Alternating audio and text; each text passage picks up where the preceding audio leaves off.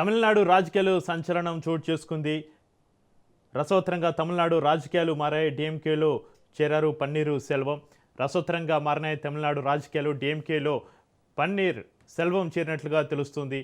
ఇక కండువ కప్పి పార్టీలోకి ఆహ్వానించారు సీఎం స్టాలిన్.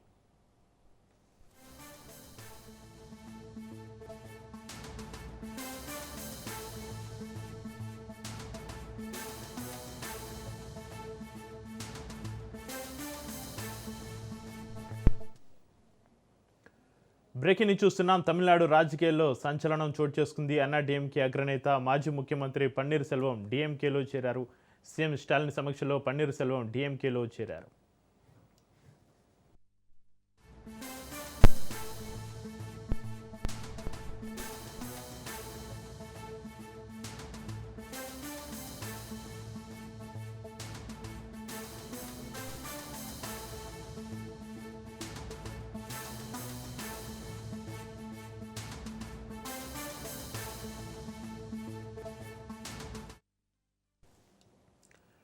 తమిళనాడు రాజకీయాల్లో సంచలనం చోటు చేసుకుంది. అన్నాడీఎంకే అగ్రనేత మాజీ ముఖ్యమంత్రి పన్నీర్ సెల్వం డీఎంకేలో చేరారు. సీఎం స్టాలిన్ సమక్షంలో పన్నీర్ సెల్వం డీఎంకేలో చేరడానికి సంబంధించి మరింత సమాచారాన్ని మా ప్రతినిధి మా ఇన్పుట్ ఎడిటర్ శ్రీకాంత్ లైవ్లో అందిస్తారు. శ్రీకాంత్, తమిళనాడు రాజకీయాల్లో సంచలనం సంబంధించి మీ దగ్గర ఉన్న అప్డేట్స్ ఏంటి? అన్నాడీఎంకే అగ్రనేత మాజీ ముఖ్యమంత్రి పన్నీర్ సెల్వం డీఎంకేలో చేరారు.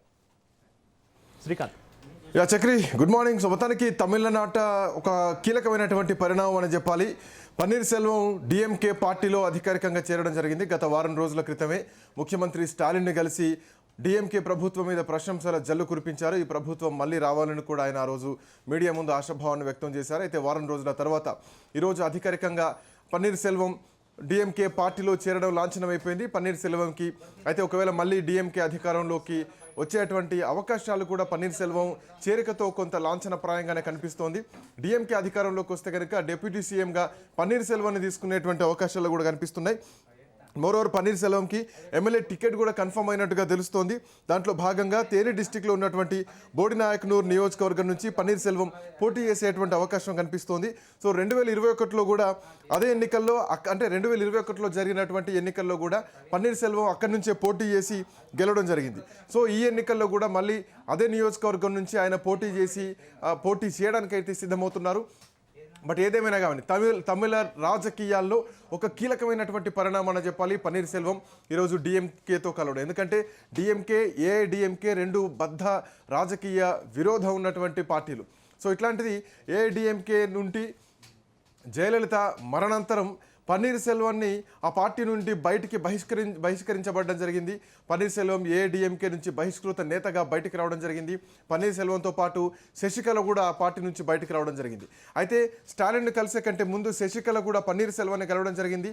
సో ఒక పార్టీ అనౌన్స్మెంట్ జరుగుతుందేమో, వీళ్ళిద్దరి కలయికలో ఒక కొత్త పార్టీ రాబోతుందేమో, తమిళనాట ఒక కొత్త రాజకీయ పార్టీ ఇద్దరి కాంబినేషన్లో పురుడు పోసుకోబోతుందేమో, జయలలిత ఆత్మ వీరితోనే ఉంటుందని చెప్పేసి ఒక సంకేతం ఇవ్వబోతున్నారేమో అన్నటువంటి వాతావరణం నిజానికి వినిపించింది. తమిళ రాజకీయాల్లో ప్రధానంగా కనిపించింది.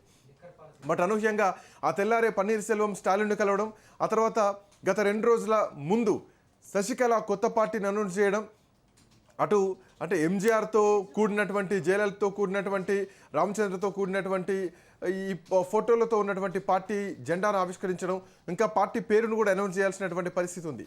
ఇందులో ఒకటి ఈ ఇద్దరిని ఎట్లా చూడాలంటే, శశికళ జయలలితకు తన అనుచరురాలుగా ఉన్నటువంటి వ్యక్తి, స్నేహితురాలుగా ఉన్నటువంటి జయలలిత నెచ్చలి అన్నటువంటి పేరు కూడా ఆమెకుంది. సో శశికళ చెబితే వేదం అన్నది జయలలిత ముఖ్యమంత్రిగా ఉన్నప్పుడు నడిచినటువంటి విధానం.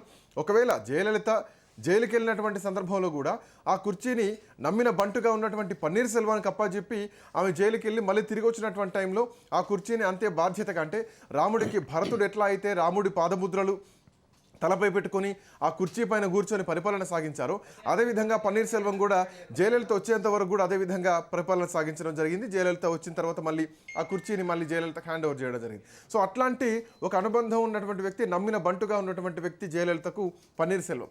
అట్లాంటి పన్నీర్ సెల్వమే ఈరోజు డిఎంకేతో చేతులు కలిపారంటే ఇక జయలలిత ఫాలోవర్స్ కూడా డిఎంకే వైపు మల్లుతారు అని చెప్పడంలో ఎట్లాంటి సందేహం లేదు. మోర్ ఓవర్ జయలలిత సంక్షేమ పథకాలు ఏవైతే ఉన్నాయో ఆ రోజు ఆ ప్రభుత్వంలో ఆ పథకాలను ఎక్కడ చెక్కు చెదరకుండా, ఆ పేర్లు మార్చకుండా, ఆ బొమ్మలు కూడా తీసేయకుండా, ఆ జయలలితకి ఇచ్చేటువంటి గౌరవం ఇస్తూనే ప్రజల్లో జయలలిత మీద ఉన్నటువంటి సింపతిని ఎక్కడ బ్రేక్ చేయకుండా ఆ సింపతిని స్టాలిన్ కంటిన్యూ చేస్తూ వచ్చారు. ఎక్కడా పేర్లు మార్చొద్దు, అమ్మ ఆనవాళ్ళు అట్లాగే ఉంచాలని చెప్పేసి ప్రజల్లో ఉన్నటువంటి అభిమానాన్ని అట్లా కంటిన్యూ చేశారు. ఆ విషయంలో కూడా స్టాలిన్కు కొంత పాజిటివ్ వాతావరణం కూడా క్రియేట్ అయింది, జనాల్లో కూడా కొంత పాజిటివిటీ వచ్చింది. సో ఇప్పుడున్నటువంటి పరిస్థితితో ఇటు డిఎంకేతో ఏఐడిఎంకే బహిష్కృత నేత మాజీ ముఖ్యమంత్రి పన్నీర్ సెల్వం డిఎంకేతో జతకట్టడం, రేపొద్దున వీళ్ళిద్దరు కలిసి ఎన్నికల్లోకి వెళ్ళడం, శశికళ రేపొద్దున పార్టీ పెడితే, అమ్మ పేరుతో పార్టీ వస్తే కనుక ఈ ఓట్లు చీలిస్తే ఖచ్చితంగా అది ఏఐడిఎంకే నష్టం అయ్యేటువంటి అవకాశం ఉంటుంది. ఎందుకంటే పళనిస్వామిని పెద్దగా నమ్మరు ఆ పార్టీలో ఉన్నటువంటి నేతలు. ఎందుకంటే వీళ్ళిద్దరిని పార్టీలోంచి బయటికి గంటేసి ఏఐడిఎంకేని తన చేతిలో పట్టుకున్నారు పళనిస్వామి అన్నది ఆయన మీద ఉన్నటువంటి బలమైనటువంటి విమర్శ. ఆయన కూడా మాజీ ముఖ్యమంత్రి. అట్లాంటి పళనిస్వామి అన్నమలై భారతీయ జనతా పార్టీలో కీలకంగా అగ్రెసివ్గా ఉన్నటువంటి అన్నమలై పార్టీ నుంచి వెళ్ళిపోవడం, అంటే అధ్యక్ష పదవికి రాజీనామా చేయడానికి ప్రధాన కారణం పళనిస్వామి. సో ఆ స్థానంలో నైనార్ నాగేంద్రన్ని అధ్యక్షుడిగా తీసుకురావడం జరిగింది. నైనార్ నాగేంద్ర భారతీయ జనతా పార్టీ రాష్ట్ర అధ్యక్షుడు తమిళనాడు. అంతకంటే ముందు ఏఐడిఎంకేలో ఆయన మంత్రిగా పనిచేశారు. ఇక్కడ నుంచే బీజేపీలోకి వెళ్ళారు, అక్కడ పార్టీ అధ్యక్షుడు అయ్యారు. అంటే ఇండైరెక్ట్గా బీజేపీ ఏఐడిఎంకి ఒకటే అన్నది ప్రధానంగా అర్థమవుతోంది. సో ఇప్పుడు పళనిస్వామి అమిత్ షాతో భేటీ అయినటువంటి టైంలో అన్నమలని పక్కకు తప్పించారు. డిఎంకే అంటే ఎన్డీఏ కూటమిలో ఏఐడిఎంకే కలిసిపోయింది. వీళ్ళిద్దరూ కలిసి ఎన్నికలకు వెళ్తున్నటువంటి వేళ ఇప్పుడు శశికళ పార్టీ పెడితే ఏఐడిఎంకేకే నష్టం. మోరోవర్ ఇప్పుడు పన్నీర్ సెల్వం కూడా డిఎంకేతో కలిసేసరికి ఖచ్చితంగా డిఎంకే బలం అనూహ్యంగా పెరిగినట్టు. మీరు హోల్లో ఉండండి. బిగ్ బ్రేకింగ్ అవుట్ వచ్చింది, ఇప్పుడు చూద్దాం. కేజ్రీవాల్ కు బిగ్ రిలీఫ్. లిక్కర్ స్కామ్ లో ఆయన్ను కోర్టు నిర్దోషిగా ప్రకటించింది. తీర్పు తర్వాత ఆయన కన్నీరు పెట్టుకున్నారు. లిక్కర్ పాలసీలో అప్పటి ఢిల్లీ సీఎం కేజ్రీవాల్ తప్పేమీ లేదని రోజే అవెన్యూ కోర్టు స్పష్టం చేసింది. కేజ్రీవాల్కు వ్యతిరేకంగా ప్రాసిక్యూషన్ ఆధారాలు నిరూపించలేకపోయిందని కోర్టు భావించింది.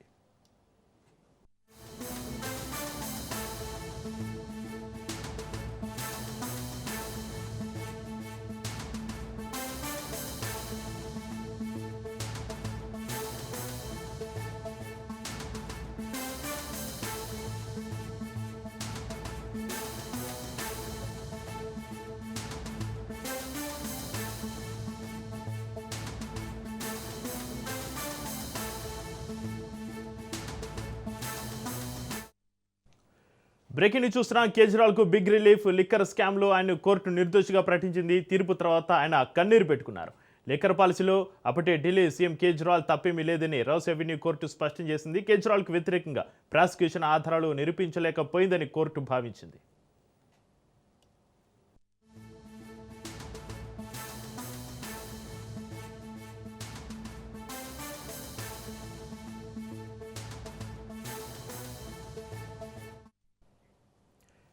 కేజ్రీవాల్కు బిగ్ రిలీఫ్ సంబంధించి మా ఇన్పుట్ ఎడిటర్ శ్రీకాంత్ లైవ్లో అందిస్తారు. శ్రీకాంత్, కేజ్రీవాల్కు బిగ్ రిలీఫ్ వచ్చింది.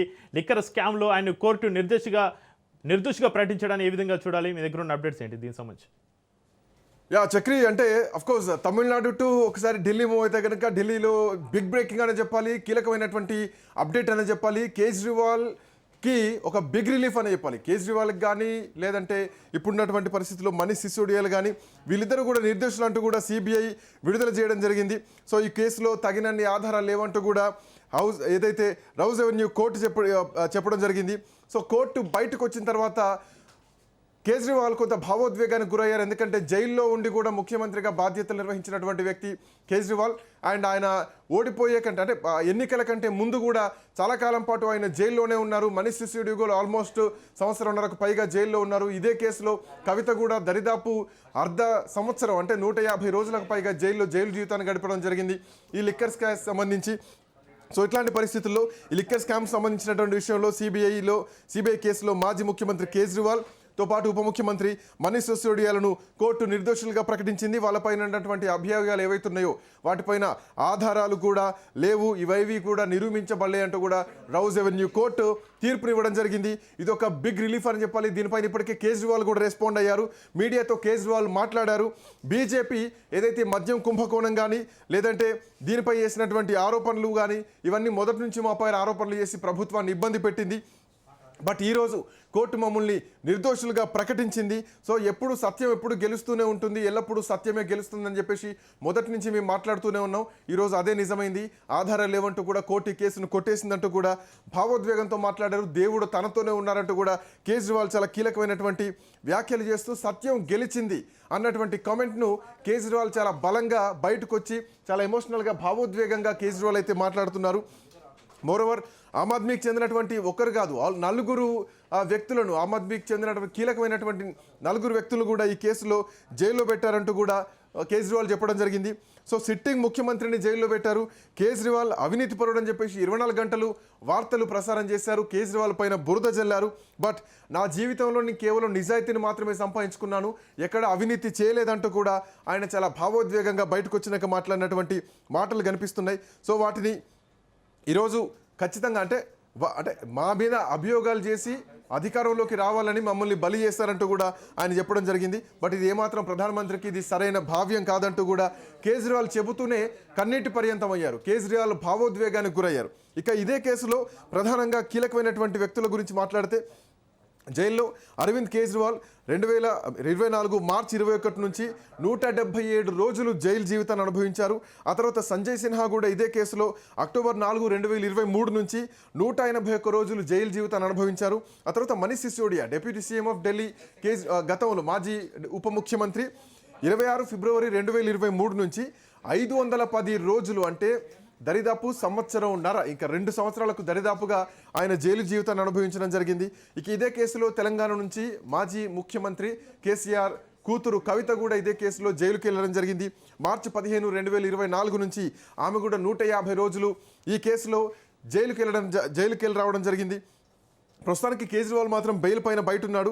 ఆయన జూలై 13, 2024 రోజున విడుదలయ్యారు. సో ఇదే విషయానికి సంబంధించి సిబిఐ కేసులో సుప్రీంకోర్టు ఆయనకు మాత్రం బెయిల్ మంజూరు చేసింది. లిక్కర్ స్కామ్ సంబంధించి కేజ్రీవాల్ను ఇప్పటికే ఈడీ, సిబిఐ ఈ రెండు కూడా విచారణ చేసి అరెస్ట్ చేయడం జరిగింది. ఒకవైపు సిబిఐ అరెస్ట్ చేస్తే ఇటు ఇంకోవైపు 2024 మార్చి 21 రోజు ఈడీ కూడా అరెస్ట్ చేయడం జరిగింది. ఆ తర్వాత సిబిఐ జూన్ 26 తారీఖు జైలు నుంచి కస్టడీలోకి తీసుకుంది. ఈడీ ఈ కేసులో జూలై 12 నుంచి సుప్రీంకోర్టు అతనికి బెయిల్ మంజూరు చేసింది. సో ఇట్లాంటి పరిస్థితుల్లో పూర్తి ఆధారాలు ఏవీ లేవు ఇవన్నీ కూడా అంటూ తోసిపుచ్చేస్తూ కేజ్రీవాల్కు క్లీన్ చిట్ ఇచ్చింది. ఒక బిగ్ రిలీఫ్ అని చెప్పాలి కేజ్రీవాల్కి ఈ మద్యం కేసు విషయంలో. ఎందుకంటే దేశం మొత్తం సంచలనం కలిగించినటువంటి కేసు ఢిల్లీ లిక్కర్ స్కామ్ సంబంధించినటువంటి విషయం. మరో ఇదే కేసు విషయంలో మద్యం విధానంలో లోపాలు ఉన్నాయంటూ కూడా కాగ్ గతంలో నివేదిక ఇవ్వడం జరిగింది. బట్ దీనిపైన ప్రభుత్వానికి 2,000 కోట్ల రూపాయల నష్టం జరిగిందంటూ కూడా కాగ్ దీనిపైన ఒక నివేదిక ఇవ్వడం జరిగింది. ఈ విధానం మొత్తం కూడా లోపభూయిష్టంగా ఉందంటూ ఆ అంశాన్ని కూడా లేవనెత్తడం జరిగింది. ఈ లైసెన్సింగ్ విధానంలో కూడా లోపాలున్నాయంటూ కూడా కాగ్ చెప్పడం జరిగింది. బట్ ఏదేమైనా కానీ ఈ కేసు విషయంలో మాత్రం అటు మనీష్ సిసోడియాకు ఇటు కేజ్రీవాల్కు బిగ్ రిలీఫ్ అని చెప్పాలి. ఇక ఈ కేసు విషయంలో అఫ్కోర్స్ కవితకు కూడా రిలీఫ్ వచ్చేటువంటి అవకాశాలు అయితే స్పష్టంగా కనిపిస్తున్నాయి. ఎందుకంటే ఈ కేసు పూర్తిగా కూడా కొట్టివేయబడింది, బిగ్ రిలీఫ్ ఇచ్చింది. కాబట్టి అటు సంజయ్కి కానీ ఇటు కవితకు కానీ ఈ కేసులో ఇంప్లీడ్ అయినటువంటి ఎవరైతే ఉన్నారో ఈ కేసులో అరెస్ట్ అయిన జైలు జీవితాన్ని అనుభవించిన వాళ్ళు ఎవరున్నారో వాళ్ళందరికీ కూడా రిలీఫ్ వచ్చేటువంటి అవకాశం అయితే స్పష్టంగా కనిపిస్తోంది. శ్రీకాంత్, మీరు ఒక్క నిమిషం లైవ్ లో ఉండండి. కేజ్రీవాల్ మాట్లాడిన బయట ఒకసారి చూద్దాం. केवल अपनी जिंदगी में ईमानदारी कमाई है, इन्होंने झूठा केस लगाया और आज ये साबित हो गया। कोर्ट ने कहा है कि केजरीवाल कट्टर ईमानदार है, मनीष सिसोदिया कट्टर ईमानदार है, आम आदमी पार्टी कट्टर ईमान जाती थी केजरीवाल भ्रष्ट है, केजरीवाल भ्रष्ट है।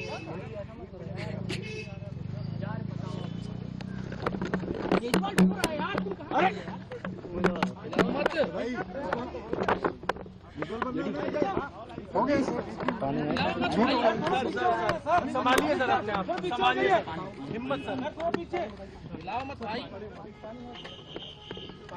ये केजरीवाल भ्रष्ट नहीं है। मैंने केवल अपनी जिंदगी में ईमानदारी कमाई है, इन्होंने झूठा केस लगाया और आज ये साबित हो गया।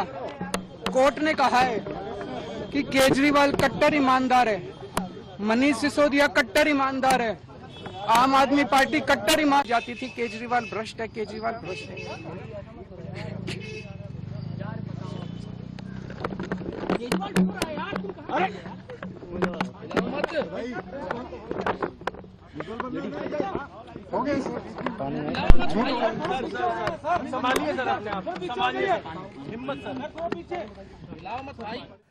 ఇటుక కేజ్రీవాల్కు బిగ్ రిలీఫ్ అన్నట్లే చెప్పాలి.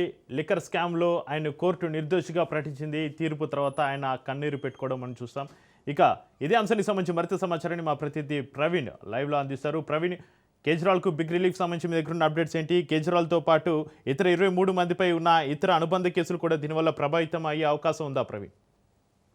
చక్రి, అయితే ఢిల్లీ లిక్కర్ పాలసీ స్కామ్ కేసులో కీలక పరిణామం చోటు చేసుకుందనే చెప్పవచ్చు. అదేవిధంగా సిబిఐ నమోదు చేసినటువంటి కేసులో సరిపడని ఆధారాలు లేవంటూ కూడా ఢిల్లీలోని రావిస్ అవెన్యూ కోర్టు కాంప్లెక్స్ ప్రత్యేక కోర్టులో సంచలన నిర్ణయం అయితే వెలువరించింది. అదేవిధంగా దీంతో ఢిల్లీ మాజీ ముఖ్యమంత్రి అరవింద్ కేజ్రీవాల్తో పాటు ఉప ముఖ్యమంత్రి అయినటువంటి మనోజ్ సిసోడియాలకు నిర్దోషులుగా విడుదల చేసినట్టుగా తెలుస్తుంది.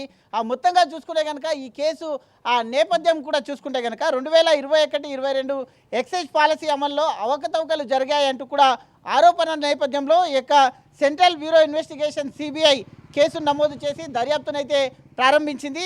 అయితే మొత్తంగా కూడా లైసెన్సుల కేటాయింపులో అక్రమాలు జరిగాయంటూ కూడా కొన్ని ప్రైవేట్ సంస్థలకు అనుచిత లాభాలు కలిగించారంటూ కూడా ఆరోపణలు వచ్చిన నేపథ్యంలో ఈ కేసును నమోదు చేయడం జరిగింది. అదేవిధంగా ప్రభుత్వానికి నష్టం వాటిల్లిందంటూ కూడా దర్యాప్తు సంస్థలు కూడా పేర్కొనడం జరిగింది. దీంతో ఇదే కేసులో మనీ లాండరింగ్ కోణంలో కూడా ఈడీ కూడా అయితే వేర్వేరుగా విచారణ కూడా చేపట్టింది. అదేవిధంగా దీనికి సంబంధించి కోర్టు కూడా కొన్ని వ్యాఖ్యలు కూడా చేసింది. మొత్తంగా చూసుకుంటే విచారణ సమయంలో సిబిఐ సమర్పించినటువంటి పత్రాలు కానీ సాక్ష్యాలు కానీ ఆరోపణలు నిరూపించేందుకు సరి అయిన ఆధారాలు కోర్టుకు అయితే చూపించలేదు అంటూ కూడా కోర్టు అభిప్రాయపడినట్టుగా తెలుస్తుంది. అదేవిధంగా ఆరోపణలు కేవలం అనుమానాల స్థాయిలోనే ఉన్నాయని, ప్రత్యక్ష ఆధారాలు చూపడంలో దర్యాప్తు సంస్థ విఫలమైందంటూ కూడా కోర్టు స్పష్టం చేసింది. అంటే ఈ కేసుకు సంబంధించి అనేక ఆరోపణలు ఉన్న నేపథ్యంలో ఆ ఆరోపణలకు సంబంధించినటువంటి సాక్ష్యాధారాలను కానీ ఇటు ఆధారాలను కానీ మొత్తంగా కూడా ఈ యొక్క దర్యాప్తు సంస్థలు ఏవైతే ఉన్నాయో ఇటు సిబిఐ ఎంక్వైరీ చేసింది, ఇటు ఈడీ కూడా ఎంక్వైరీ చేసింది. కాబట్టి ఈడీ కానీ సిబిఐ కానీ ఈ యొక్క దర్యాప్తు సంస్థలు ఏవైతే ఉన్నాయో వాటి సరి అయిన ఆధారాలు కోర్టులో చూపించకపోవడం పైన మొత్తంగా కూడా కోర్టు తీవ్ర వ్యాఖ్యలు కూడా చేసింది. మొత్తంగా చూసుకుంటే కనుక అయితే ఈ కేసులో అయితే ఇద్దరిని కూడా ఎవరైతే ఉప ముఖ్యమంత్రి అండ్ ముఖ్యమంత్రి స్థానంలో ఉండి జైలు నుండే సుమారుగా సంవత్సరంన్నర పాటు జైలు నుండే విధులను కూడా నిర్వహించారు, బాధ్యతలు కూడా నిర్వహించారు. ఈ నేపథ్యంలో చూసుకుంటే ఈ ఆరోపణలకన్నిటికీ రుజువులు చేయడంలో దర్యాప్తు సంస్థలు విఫలమయ్యాయంటూ కూడా వీళ్ళని నిర్దోషులుగా అయితే మొత్తంగా బయటికి విడుదల చేయడం జరిగింది. మొత్తంగా రాజకీయ ప్రతిస్పందనలు తీర్పు అనంతరం ఆమ్ ఆద్మీ పార్టీ నేతలు నిజం గెలిచిందంటూ కూడా భారీ ఎత్తున నినాదాలు చేస్తూ అక్కడ అయితే జైలు వద్దకు రావడం జరిగింది. అయితే నిజం ఎప్పుడు కూడా నిప్పు లాంటిది అంటూ కూడా కొన్ని వ్యాఖ్యలు కూడా నినాదాలు కూడా చేస్తున్నటువంటి సిచ్యువేషన్ చూస్తున్నాం. అయితే ఇది రాజకీయ కక్షపూరితంలో భాగమని గతంలో ఆరోపించిన వారు ఇప్పుడు కోర్టు తీర్పుతో న్యాయం జరిగిందంటూ కూడా వాళ్ళు పేర్కొంటున్నారు. అంటే ఇది మొత్తంగా చూసుకునే కనుక ఇటు కేంద్రంలో ఉండేటటువంటి బీజేపీ మొత్తంగా కూడా ఇది ఒక నాటకం ఆడుతుంది అంటూ కూడా చెప్పడం జరిగింది. ఇది రాజకీయ కుట్రకోణంతోనే చేశారు అంటూ కూడా న్యాయం ఎప్పుడు మా పక్షానే ఉంది అంటూ కూడా కొన్ని తీవ్రమైన అక్కడ ఉన్నటువంటి కార్యకర్తలు కూడా ఈ యొక్క ఆవేదనను వ్యక్తం చేస్తున్నారు. బయటికి రాగానే మొత్తంగా చూసుకుంటే కేజ్రీవాల్ బయటికి వచ్చిన తర్వాత మీడియా ముందు కన్నీళ్లను కూడా పెట్టుకున్నాడు. అంటే ఎలాంటి భావోద్వేగంలో కొన్ని మాటలను కూడా మాట్లాడడం జరిగింది, మీడియా ముందు మాట్లాడడం జరిగింది. అదేవిధంగా మరోవైపు ప్రతిపక్ష పార్టీలు మాత్రం ఈ అంశంపైన తమ అభిప్రాయాలను వ్యక్తం చేస్తూ అయితే దర్యాప్తు ప్రక్రియ ప్రశ్నలు లేవనెత్తుతున్నాయి. మొత్తంగా కూడా దర్యాప్తులో కొన్ని కీలకమైన విషయాలు కూడా వెలుగులోకి వచ్చాయి కదా అంటూ కూడా ఇటు ప్రతిపక్షాలు కూడా విమర్శలు చేస్తున్నాయి. మొత్తంగా చూసుకుంటే కనుక అయితే సిబిఐ కేసులో విడుదలైనప్పటికీ ఈడీ కేసుల పైన న్యాయ ప్రక్రియ కొనసాగుతుందా లేదా అన్నది కూడా రాబోయే రోజుల్లో ప్రశ్నత రావాలి. అంటే సిబిఐ కేసులో ఇప్పుడు రిలీఫ్ దొరికింది, ఈడీ కూడా ఈ కేసులో ఎంటర్ అయింది కాబట్టి అంటే ఈ దాంట్లో మనీ లాండరింగ్ కోణం కూడా ఉంది కాబట్టి మనీ లాండరింగ్ కోణంలో దర్యాప్తు ఇంకా ఏ విధంగా ముందుకెళ్తుంది. కోర్టు అయితే ఈ యొక్క దర్యాప్తు సంస్థలకు సంబంధించినటువంటి కొన్ని ఆధారాలు సరైన ఆధారాలు ఆరోపణలకు సంబంధించిన ఆధారాలు చూపించలేదు కాబట్టి వీళ్ళని నిర్దోషులుగా బయటికి వదిలిపెట్టడం జరిగింది. అదేవిధంగా ఇప్పుడు ఈడీ కూడా అయితే దర్యాప్తు చేపడుతుంది కాబట్టి మరి ఈ కేసు ఎంతవరకు కొనసాగుతుందో అయితే ఇంకా వేచి చూడాల్సిన అవసరం ఉంటుంది. ఇందులో ముఖ్యంగా చూసుకుంటే కనుక 23 మంది ఉన్నారు. ఆ 23 మందికి అంటే ఇక A1 A2గా ఉన్న వాళ్ళకు బిగ్ రిలీఫ్ దొరికిన నేపథ్యంలో ఇటు ఇంకా ఈ ఉన్న వాళ్ళందరికీ కూడా ఈ కేసు నుండి రిలీఫ్ దొరికే అవకాశాలు కూడా కనిపిస్తున్నాయి. అదేవిధంగా అయితే కవిత కూడా ఈ కేసులో కవిత కూడా కొన్ని రోజుల పాటు అంటే సుమారుగా 6 నెలల పాటు జైల్లో ఉండి వచ్చారు. అయితే కవితకు కూడా ఈ కేసులో రిలీఫ్ దొరికే అవకాశాలు ఉన్నట్టుగా కూడా తెలుస్తుంది. ఎందుకంటే ఈ కేసులో సరైన ఆధారాలు చూపడంలో దర్యాప్తు సంస్థలు విఫలమైనట్టుగా తెలుస్తున్నాయి. కాబట్టి మొత్తంగా చూసుకుంటే కనుక అయితే ఢిల్లీ రాజకీయాల్లో ఈ తీర్పు ప్రభావం చూపే అవకాశం ఉంది అంటూ కూడా రాజకీయ వర్గాలు చర్చిస్తున్నాయి. అయితే బయటికి రాగానే మీడియాతో అయితే మాట్లాడడం జరిగింది. మీడియాతో మాట్లాడుతూ భావోద్వేగంగా స్పందించారు. ఆయన చేసినటువంటి తొలి వ్యాఖ్యలు కూడా చూసుకుంటే సత్యం ఎప్పుడు గెలుస్తుంది అంటూ కూడా స్టార్ట్ చేశారు. అదేవిధంగా న్యాయ వ్యవస్థ పైన విశ్వాసం వ్యక్తం చేశారు. అదే తన అరెస్టును రాజకీయ కక్ష సాధింపుగానే వర్ణించారు. అయితే భావోద్వేగంతో ఇలాంటి వ్యాఖ్యలు చేశారు. అదేవిధంగా పార్టీ కార్యకర్తలు ప్రజలకు ధన్యవాదాలు అంటూ కూడా అయితే తెలపడం జరిగింది. దేశాన్ని రక్షించుకోవాలి, నియంతృత్వాన్ని వ్యతిరేకంగా పోరాటం సాగుతుంది అంటూ కూడా చెప్పడం జరిగింది. అదేవిధంగా ఢిల్లీ ప్రజల అభివృద్ధి పనులు ఆగవని కూడా స్పష్టం చేశారు. నేను లేకున్నా కానీ అయితే ప్రభుత్వం ఏదైనా పర్వాలేదు, ఖచ్చితంగా ప్రజల పక్షాన ఉంటాం, ప్రజల కొరకు పోరాడతాం, ప్రజల్లోనే ఉంటామంటూ కూడా వ్యాఖ్యలు చేయడం జరిగింది.